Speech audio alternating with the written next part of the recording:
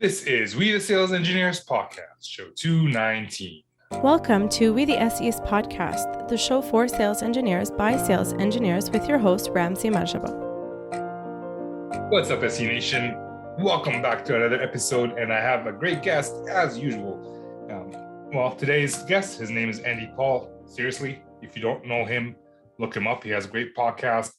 Everything's going to be in the show notes at show 219. But he's been doing this for a long time, and he just released a book called Sell Without Selling Out, which stops a lot of sales engineers from either going into sales or becoming sales engineers, really. So I guess a lot of engineers and a lot of people, because we have that negative perception of sales. And it could be negative depending on who you work with. So we talk about how to be authentic, how to, I guess, maintain your values while you are helping customers and while you're selling for your organization. The reason Andy works with a lot of, I guess, engineers who want to become salespeople. So he helps them out. I really wanted to talk to him about that and what he sees. What are the things that we need to overcome, and what are our strengths that we bring to the table that we never think of? So check out the show. And if you're looking for some help, if you're I guess shameless plug for the hotline. If you're looking for some help, you want to become a better SE, you want to learn about sales engineering or whatever it is in terms of like the sales engineering world, check out the SE hotline, check out We the Sales Engineers, and join the hotline so I can help you, because that would be my pleasure. All right, let's jump into the show. Hello, Andy. Hello, Ramsey. How you doing? I am doing well. Long time no speak.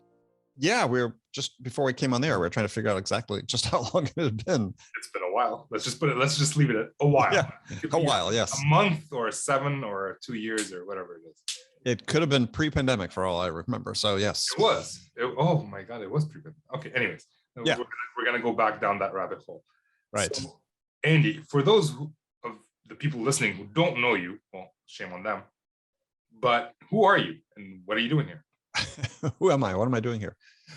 Well, I'm an author, a podcaster, a speaker, a consultant. Just published my most recent book, Sell Without Selling Out, a guide to success on your own terms, which is an effort to sort of redefine how we interact with customers in a way that is aligned with how buyers want to buy, but not just for salespeople, but for sales engineers, anybody that's customer facing, actually, it's appropriate for. It's interesting. I just wrote a post on LinkedIn a couple of days ago saying that sales is one of the most essential skills any human being can have. And that's coming from someone who used to hate salespeople. I never liked working with them. Sure. And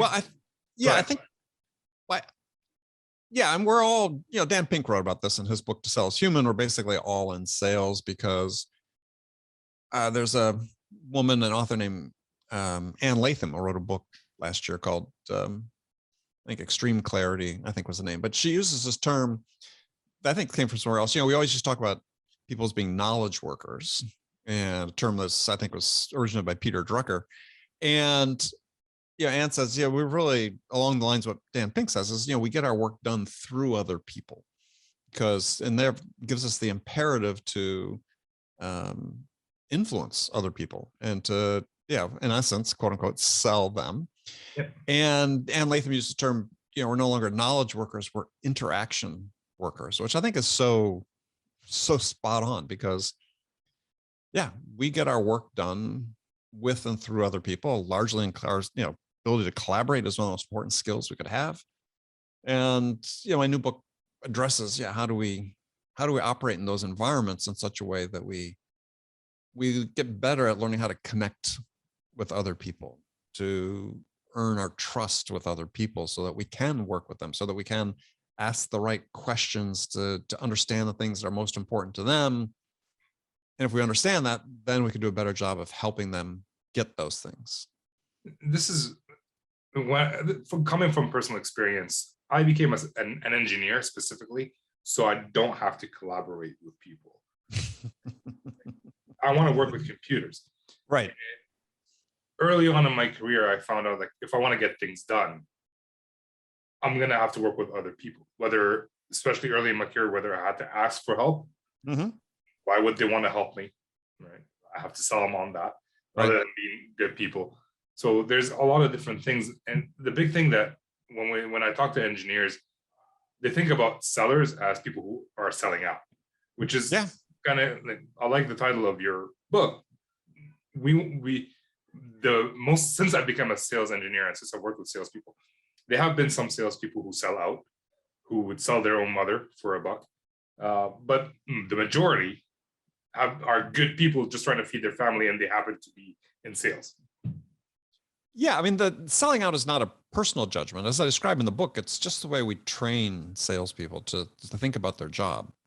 As you and I have talked about in the past, is throughout my career, I've made a point, because oftentimes involved in very technical fields, made a point of bringing individuals from engineering into sales. Yep. And the first reaction when I surface that potential with them is always, oh, I can't do that, because I can't convince people to buy something they don't want to buy. And I say, well, that's great, because that's not what the job entails. Yeah. But unfortunately, it's sort of the way that we train salespeople to sort of think is, my job as a salesperson, this is again how we train and socialize sellers. My job as a salesperson is to go out and persuade somebody to buy my product. And as I write about in the book, that's not our job. Our job is to go out and listen to the buyer, understand the things that are most important to them in terms of the challenges they face and the outcomes they want to try to achieve by addressing those challenges, and then help them get those things. And that's a completely different way of looking at the challenge, right? If my job is to go out and persuade you to buy something, my product, then I don't really need to understand what's important to you, because my job is to sell this product. Whereas if you take that step of saying, look, I want to really understand the things that are most important to you, then that gives me some more information to say, let me work with you and let's create a vision of what success might look like for you. And then you can start influencing the choices and trade-offs they make when they think about how they want to address their challenges and how they want to achieve their desired outcomes. There's a lot to take in. Yes. Yeah, I mean, I agree with everything you said. The one thing I would say is there is some persuasion that needs to take place, especially early on. You just have to simply persuade the customer or the prospect to potentially meet with you.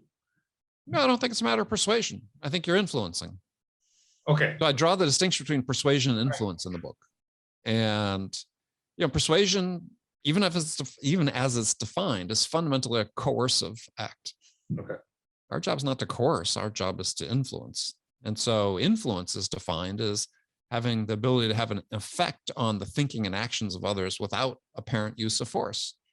So what I describe in the book is the path to influence, the point where the customer basically gives you permission to influence them, to influence their thinking about challenges they have and the outcomes they want to achieve. If you get to that point, then you're working with the buyer to help them achieve a goal that you've identified together. So if I understand correctly, one is coming from a place of service to the customer, and another one is coming from a place of service to yourself. Exactly. Yes, that's a great way to put it. Okay. And all right. So there's a lot of, I work with a lot of sales engineers, and a lot of sales engineers think that, hey, the next path for an SE is to move into sales or to stay SEs. And a lot of people stay SEs because they're afraid of going into sales. They love it, or they're afraid to go into sales. What do you say to those who are afraid to go into sales? What are the qualities of a good salesperson, or the qualities that can translate from good SE to a good salesperson? Well, I'll illustrate by telling a story about this one sales manager I was talking to, and they were putting together a job description for an open sales position. And I was looking, well, what are the characteristics? What are you looking for in this person? And they started trotting out the same old things you always hear is like aggressive, extrovert, closer. I said, oh, interesting. So if you're going to talk to one of your buyers, what would they tell you they need from your salespeople? Do they need a closer? Has a buyer ever said, hey, make sure your salesperson's a closer? Yeah, I need that. Of course not. Not at all. I said, what your buyers want is they want curious, open-minded problem solvers. Now, give them a curious, open-minded problem solver. Yeah, they want that. That can help them achieve what they're trying to achieve. But yeah, if it's just outgoing, extrovert, closer, well, that's all about what the seller wants.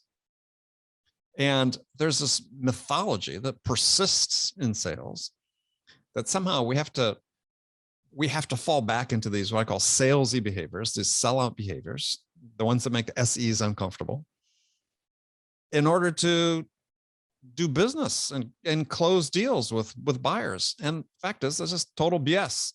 The most effective way to deal with buyers and to shorten decision cycles and increase your win rates is to start by acting like a human being, connect with somebody, earn the right to stick your nose into their business, earn some trust so they'll open up to tell and reveal to you the things that really are important to them, which customers typically don't unless that trust exists there, which opens the door to you really understanding. This understanding is one of the biggest sources of value you can provide to your buyers, to make them feel understood. If you do that, then you work with them, as I said before, is create this vision of success, right? What it'll be like to succeed, what does success look like using your product or your service? Because at the end of the day, that is when a customer makes a decision to buy from you, they're not buying your product, they're not buying your service, they're buying a vision of what success would look like using your product or service. Very different. And so sales engineers that are perhaps more innately curious, perhaps more open-minded, problem-solving, cover problem-solving background, you'll connect. You have a better chance connecting with your buyers. It's this, again, another persistent myth, and I always encountered when I was bringing engineers into sales in my career, is somebody would say, oh, they don't have a sales personality. They don't have the people skills. What people skills? If you show up as yourself with a sincere interest in another human being, which we all know how to do. In fact, I'd argue that people a little more introspective, actually, I don't have to argue, the research has shown this, is people a little more introspective have a better opportunity oftentimes to connect with other people. They're a little more analytical, thoughtful, will go a little bit deeper because it's perhaps a bit more curious. Personality types just fine. We have to dispense with this notion that somehow you have to be an extrovert or aggressive or a closer to be good in sales. I would say they hold you back. All right. Well, this leads to my next question. What was the reaction of the sales manager when you told them that? Sort of dumbstruck. This idea that you'd actually go talk to a customer what they want is like from your salespeople. But the part that this person misses, and most sales managers miss, is that today, more so than ever, more so than yesterday and less so than will happen tomorrow, is the differences between products and services that people sell have continued to shrink, right? The barriers to entry in so many markets are really low. The ability to develop and sustain any sort of meaningful product differentiation is really hard, right? So when buyers are confronted with this idea of, we're going to go out and do a search for a specific type of product, we're going to talk to, 10 vendors, we'll narrow it down to 5 or 3. Products all look alike to them. Products all look alike. So if the products all look alike, which they do, all same basic features. So when the products all look alike, what do they make their decision on? Well, there's been research into this that shows the way buyers in those situations, buyers make their decision based on their experience working with the individual seller. A closer. Or the seller and the SC together, the team. Well, if that's the case, what do they need from you? What do they want that experience to be? Well, go ask. This is a question that seems to elude so many sales managers. You go ask.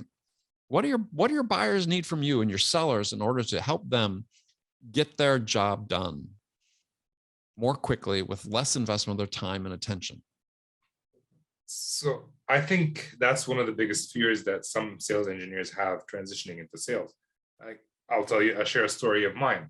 Mm-hmm. Back in 2006, my sales guy got promoted to a director role, and I took over being a salesperson for him for a short period of time. And I just hated every second. Like, I didn't mind working with the customers. Mm-hmm. Working with the customers was fine.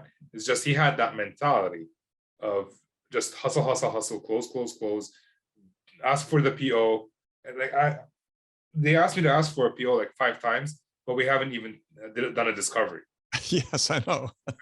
I don't know if I saw, like, what am I asking for right now? I'm asking for blind faith, and it's a 100, 200, 300K deal.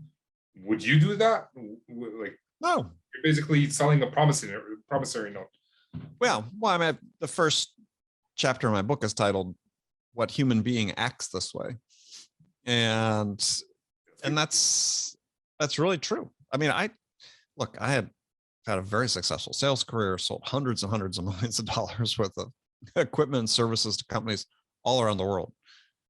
And I did it this way. I talk about in my book. I didn't do it by being, in fact, I have a story early on in the book about how I went to my first sales training class for my first job out of college. That's when I asked that question after watching the behavior of the classmates and watching the instructional videos. It's like, seriously, who acts this way?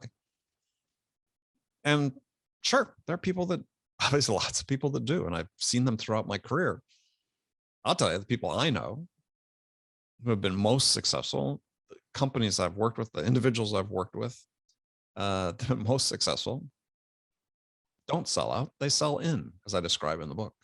And they do it in a way, they have their goals, they hit their goals, they're high achievers, but they do it by acting in a way that's aligned, A, with who they are as human beings, and B, as aligned with what the buyer needs from them. So I've transitioned recently from sales engineering into sales. I mentioned earlier, it wasn't by choice, it was just circumstance, and right. It's happened. And I realized I'm a better salesperson because I continue to act as a sales engineer. Mm-hmm. Ben sends a quote.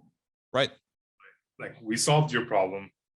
All this is done. I'm just sending you, I'm doing the extra step of sending you a quote. And I found customers enjoyed that aspect of it. Sure. Right? Well, think about what customers want.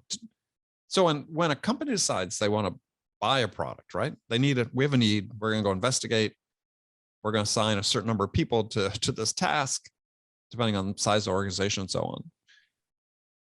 What do they want? Well, I'll tell you what they want. What they want is very simple. They want to quickly gather and make sense of the information they need to make an informed decision with the least possible investment of their time and attention. That's what buyers want. And think about who's involved in making a decision to buy a product outside of procurement. It's doing the details, but the functional workers they've got a real job to do. They're not getting paid to buy a product. So what do they want to do with this thing that's on their checklist? They want to get it off the checklist as soon as they possibly can. Now, it takes a certain amount of work, takes a certain amount of effort, but what they want sellers to do is to help them, achieve that goal, quickly gather information, make sense of it, make an informed decision, move on. And so as a salesperson and as sales engineers, that's a significant part of your job. How do I help them do that? So if you're interacting with your buyers and you're not being intentional about, is this interaction, as a result of this interaction, at the end of it, is the buyer going to be somewhat closer to making a decision than they were before the interaction? If the answer is they're not going to be any closer to making a decision after the interaction, then why are you doing it? What's the value you provided to the buyer? It's a service to me versus a service to them. Exactly. You did nothing. Yeah. And yet this is very common typical example in sales is the check-in call. Hey, I haven't talked to you in 2 weeks. Just want to check in, see how things are going. Why would you do that? No value for the buyer. You just consume some of their time and attention for what? So there's other ways to structure that call that could have value, but that's not one of them. So how would you structure that call? Well, one of the ways to do it is, a simple example that I have used for a long time is I've got prospects like to set up Google alerts so I can be sort of notified of anything that's happening with them. And so maybe and also just not the company, but the, sort of the buying process they're in, the type of industry they're in, so on. So I'll get a white paper, I'll get a PDF, I'll get a download, a link to something, and send it to the buyer. Hey, Jane, I was just thinking about you this morning when I was reading this article. There's 2 things in here I think we should discuss. Are you free next Tuesday at 9 a.m.? Right. So, okay, I see a lot of people do that, but they make the mistake of just, I thought of you while reading this article and I want to share it with you, which just provides more work. But you have a call to action. Call to action in it. There's actually something that you can help them with. And it's got to be real. Yeah. Right? It's not just an excuse, it's got to be real, because part of your job is when you're doing outreach is in essence, you're sort of training, if you will, or educating the buyer about the fact that they have a choice about where they spend their time and attention. And you're training them to the fact that what you send them has value for them. Right. It does. And so they'll open what you send them. But if you train them there is no value in what you send them, then they're not going to open it. Filter. It's this whole idea of you have to be intentional about what you do. And too often sellers and sales engineers to some degree is, they just do these throwaway calls because they sort of think they should, instead of being intentional about saying, well, what really does the buyer need from me right now to help them move closer to making a decision? What is that? And now the salesperson on the account should know that for every single qualified opportunity that they're working on. What is that next step? What does that next step need to be? But too frequently, they don't really know that.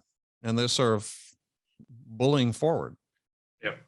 That's again, there's this basic bargain that we strike with potential clients and customers as salespeople. And that bargain is they're going to invest some of their time and attention in me.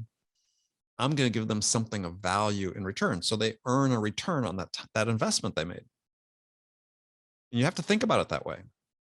If I'm sending a piece of content that I'm asking them to consume, how is that piece of content going to help them move closer to making a decision?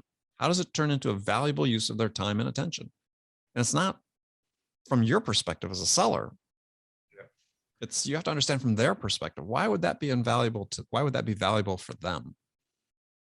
So, when you started talking about like sharing that like article or whatever, I started thinking like you're just giving them more work until you said like there's a couple of things that we need to discuss and you highlight them and then say like let's talk about this. You basically summarized whatever that big article is and said we need to talk about these couple of things, which made a difference. And also, if you really want to, as a seller, you can just post that entire article on LinkedIn and say, look, this is interesting. And well, sure. I mean, you could tag in the buyer if you wanted to. You don't have to tag anybody. It's just, it might be interesting for other people as well. Well, it could, sure. But I'm saying you're specifically trying to help this particular prospect, right? And in terms of like, I want to go back to sales engineers who want to transition into sales. Yes. What are some of the things that you've seen that they need to work on in the first like 6 months to get proficient at sales? And I know it's not one size fits all, but if you like 80% of the SEs need to work on this. It's a good question because everybody's kind of different. What I would focus on is getting a quick success, right? Because at heart, a lot of sales is also about confidence. And the way you build confidence is to have successes. And a smart manager that was bringing an SE into sales would structure their responsibilities in such a way to give them quick successes, right? Because you want to give them something that gives them a sense of confidence that they can build on as they go move forward. So yeah, I think gaining your confidence is one. And with that confidence comes the ability to feel very comfortable talking about business. So, working on your business acumen, make sure you're reading about business, make sure you're talking to other sellers that perhaps have more experience and, talk about the lessons they've learned about their customers and the customer's business.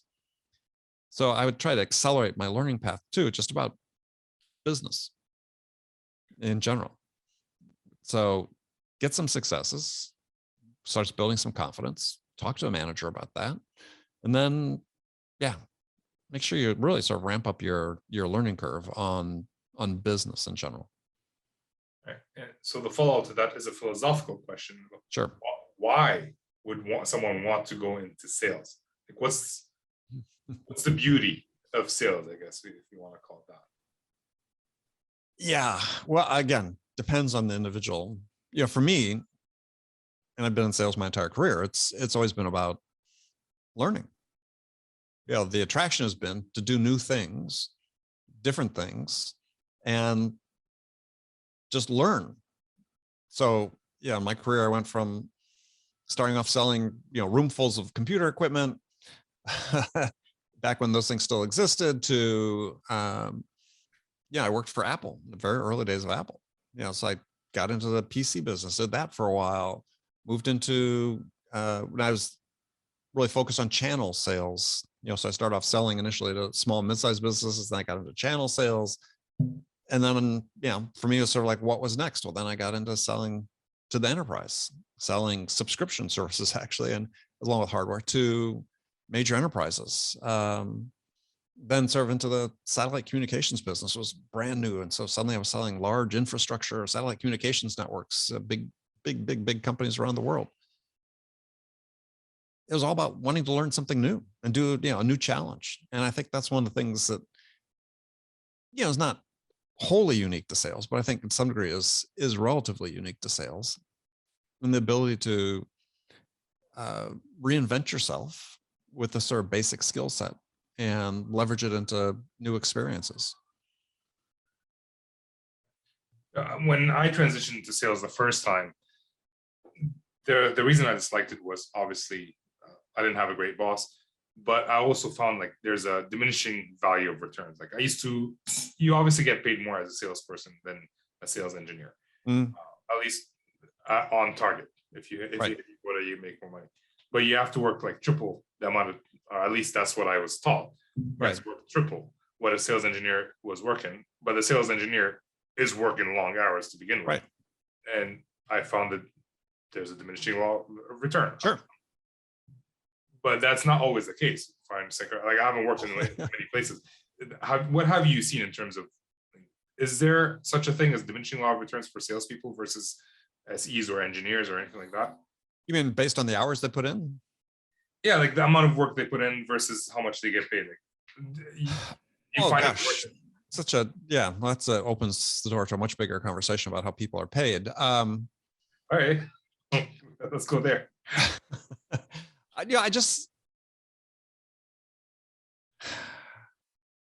think there's an overemphasis on sort of this hustle culture that exists in sales that, where people are sort of given this idea that it's just all about hustle and hard work, as opposed to putting in the work you need to and being very smart about it and intentional about what you do.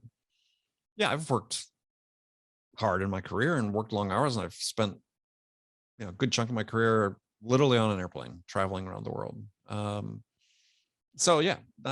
It is hard work, but there were rewards from that as well.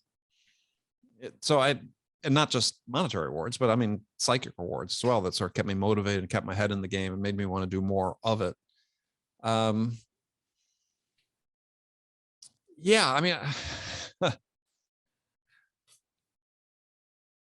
there's this bigger issue about how people get paid. But I think the first issue with sales is that sellers think that they should be disproportionately rewarded because they think they carry more risk.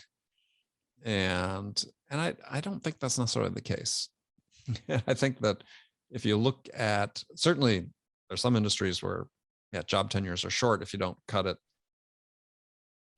But company after company after company I've worked with over the years as a consultant has many, many salespeople that hadn't been hitting their target on a consistent basis. In fact, you just look at the statistics, fewer than 50% of sales reps are achieving their quota. And this has been true for well over 10 years now. It's like, okay, these people keep talking about sales is such a high risk job. Half of them aren't meeting quota and they're still keeping their jobs, obviously. So don't buy into the myth. What exists is not the opportunity to do a job and not get fired. What exists is the opportunity to do a job better than the people are doing it, and to be rewarded for it from both a monetary and a career perspective. And I think that's the opportunity for sales engineers. What I've seen is, and the people I've worked with that have done this and made this transition as you have, either from sales engineering or from engineering itself, most of them never went back to engineering. They were good at selling, and they liked the additional challenge. And after they had some success, they sort of liked the money as well. And there's nothing wrong with that. So I love the story of one gentleman I took from engineering into sales as one client company. Pathologically shy. I kid you not. Pathologically shy. Was just dynamite working with customers, because it wasn't about him at all, right? But he was very knowledgeable about the product and the use cases and the customers' businesses and how they could use the product. Customers loved talking to him. He's 180-degree personality-wise from what people think a sales personality was. And I know he's gone on to another company and done very well there. It's like, because he was all about the customer. Yeah. For me, like right now, when I look at sales, it's like owning your own business. You can make it as hard or as easy as you can, right? In terms of like when I first became a salesperson, I didn't leverage anybody. I was doing everything. Mm-hmm. And that wasn't very smart. No CEO of their own company does everything for their own company. They hire people to do stuff for them. Right. And I think that's when I found the law of diminishing return. Like, I'm working so hard and I'm making, like, I don't know, 40K more. Great. I'm not seeing my family.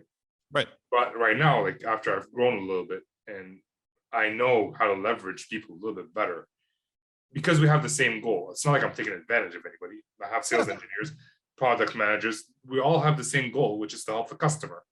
Leverage them. Well, the same goal to help the customer and the same goal to do interesting work. Yeah. And I remember earlier in my career talking with she was a hardware engineer, I guess, at the time. And had sort of been a number of places and was at that company. And we're sort of talking about why he would leave if he was going to leave, which he didn't. But he was saying, well, we, as an engineer, there's a requirement that we go work on the latest and greatest things. We want to keep at the top of the game. And, you sort of have that with as salespersons too, is you want to be someplace where you're being challenged to something new. And you have this ability because, again, if you develop sort of the fundamental mindset and skill set that I talk about in the book, that's hugely transportable. And you can apply it in a lot of different situations. You can be a salesperson for a company, or you could be an entrepreneur and building your own business and having a lifestyle business where that you're going to devote a certain amount of time to the act of developing new business, but it's not going to take over your life. It's just useful in so many dimensions in your career. I would argue like that engineer manager, is that yes, engineers work on the latest and greatest. They kind of develop the latest and greatest things. Sales teams work on the latest and greatest that customers actually use. True. So that's another, like, but that's a different mindset altogether. It's like, hey, I'm working on the latest thing, but the customers aren't using it. So is it very useful? Maybe it's useful in like 3 years, but right now. Sure. So sure, they're time staggered, but the fact is, it's still the same imperative, right? And that's why you see salespeople change jobs so frequently. Is wow, there's this hot new company out there. I want to try to seize the brass ring and improve my skill set, change my skill set, add to my skill set, and the process makes some money. So yeah, I mean, it's if you're thinking about making the change from sales engineer to sales, this is why to write about in book, there's a way to do it there. You don't have to compromise who you are as a human, your character, your values, and still be successful and be good at it. And that's really another key message in the book is just to keep in mind, as I talked about before, is your ability to win gets down to a large measure to how the buyer experiences you as a human being, as an individual. And you're not at a disadvantage. I mean, everybody has friends. Everybody knows how to deal with other human beings. Act like a human instead of the prototypical salesperson, and you'll do just fine. Awesome. And it's time to move on to the not so fire round. These are the same 4 questions I ask almost every guest. Okay. All right. To hear your thoughts. You can say them in the fire round fashion, or you can take your time answering. It's up to you. Okay. All right, question number 1. I think you already answered that, but we'll ask it again. Maybe you have a different answer. What do you love about teaching people how to be better at sales today? Just watching people improve. I mean, that's it. I've been in sort of a teaching role most of my life. I mean, I was a swim teacher at an early age and a swim coach and, sales manager for big chunk of my career and a consultant working to help other people for another big chunk of my career. So yeah, seeing people improve is a big motivator. Nice. The second question is, what would you change about sales? I mean, you wrote a book pretty much about read the book. This is it. Sell without selling out. All right. Where can they find the book? Wherever you buy books, Amazon, certainly everybody, lots of people buy there, independent booksellers all across North America and Canada. Okay. We'll have a link to that book in the show notes for this show. So it'll be easy for people to find. Thank you. It's my pleasure. Question number 3 is, what resource, other than your book, because you just recommended it, would you recommend for SEs for people who want to transition from engineering, from a technical role to a sales role? In addition to this podcast, I think, I'd spend time on podcasts. I think that'd be a good way for people is do a little research. Find interesting podcasts you think serve. People are talking about sales perhaps in a way you hadn't really thought about. And just expose yourself to a lot of different ideas about it. There's no shortage there's literally hundreds of podcasts about sales. Just pick a few. Maybe go on LinkedIn and see people that are saying things that perhaps resonate with you. Chances are they have a podcast or a YouTube channel. Follow them, learn what you can, see what resonates, do more of the same, see who they follow and who they relate to, and then just sort of follow the chain. You didn't mention your podcast's name. Well, yes. So my podcast, I encourage people to listen to, didn't way too overly self-promotional, but I've got a podcast called Sales Enablement with Andy Paul. And I think we're up to episode 1040 or something like that. So been around for a while. All right. And last question of the not so fire round is there a habit you're working on improving today in your personal or professional life? Always. Which one? I think at this point, trying to eat fewer sweets is sort of a lifelong battle for me. Because I'm generally very fit. Exercise religiously bicycling and running and walking, swimming, but we all have these like extra 5 pounds we'd like to get rid of. And after the pandemic, I'm certainly after my share of stress eating during the pandemic, I'm still trying to get rid of those. I have this horrible sweet tooth. So I from a habit standpoint, I try to substitute things that satisfy that don't contain a lot of sugar. And not as consistent with that as I'd like to be. Well, it sounds like a struggle, and I understand. You have 5 pounds, I have like 50, but hey, it's not I trying to get obsessed with the actual number, but I'm sort of trying to stay sort of within a certain range of my wedding weight, and so I'm trying to stay within 100 pounds. All right, so those were that was the not so fire round. Andy, we're coming to the end of the show, so let me ask you: was there a question you were hoping I was going to ask you and I didn't? No, I hadn't really thought about that. Oh, all right. You did a great job. Thank you, Andy. I learned from you listening to your podcast. So thank you. Thank you so much for your time. I really enjoyed this chat. And if anyone wants to transition from SE or engineering to sales, you should definitely check out Andy's podcast. So thank you. Thank you.